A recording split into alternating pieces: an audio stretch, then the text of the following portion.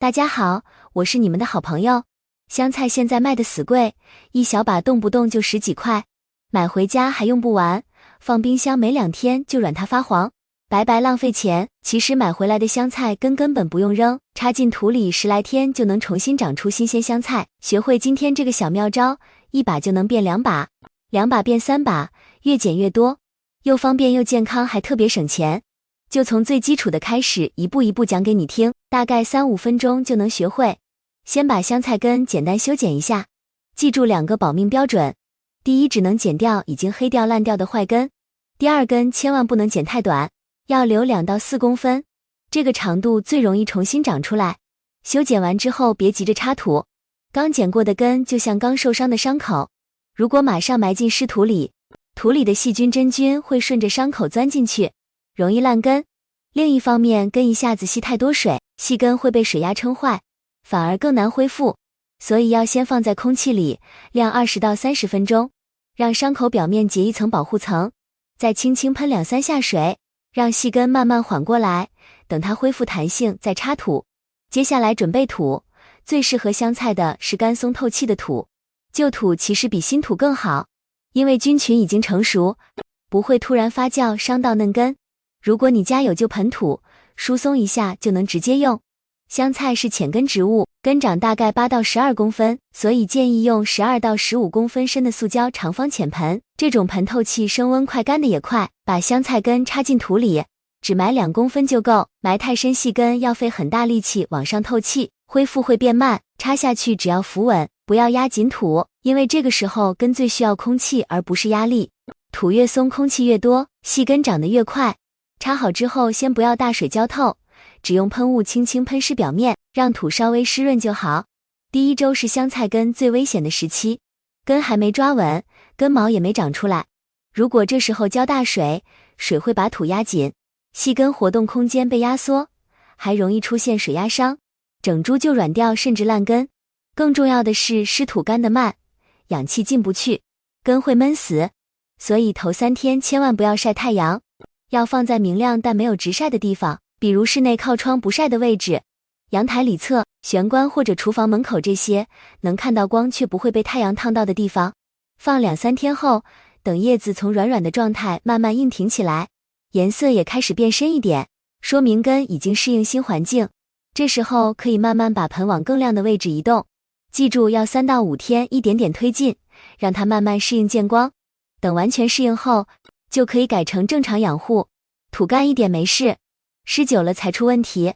尽管我们这么小心，还是有人会遇到麻烦。最常见的3种问题：第1是叶子插了3天还软软的不站起来；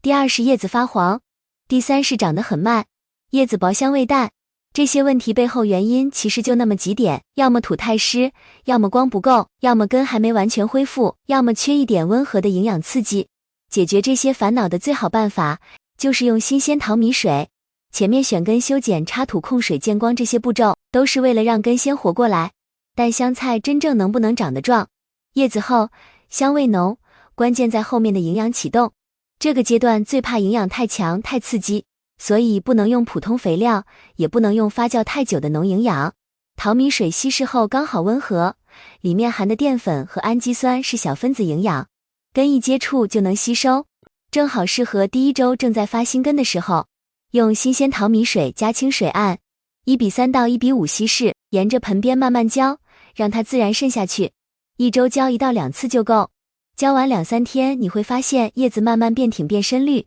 再过2-3天，新芽一层一层冒出来。到了第7、第8天，整盆像突然醒过来一样，茎变粗叶变亮，这就是淘米水起作用的明显信号。你可能也会好奇，为什么有时候香菜长得细长，叶子稀稀疏疏，颜色还发黄？其实原因很简单：第1，光照不够，越缺光它越往上冲，越冲越细；第2，土太湿，根会窒息，叶子就发黄；第3，太密，几十根挤在一起抢养分，越抢越弱；第4，根一开始没恢复好，后面再补都补不回来。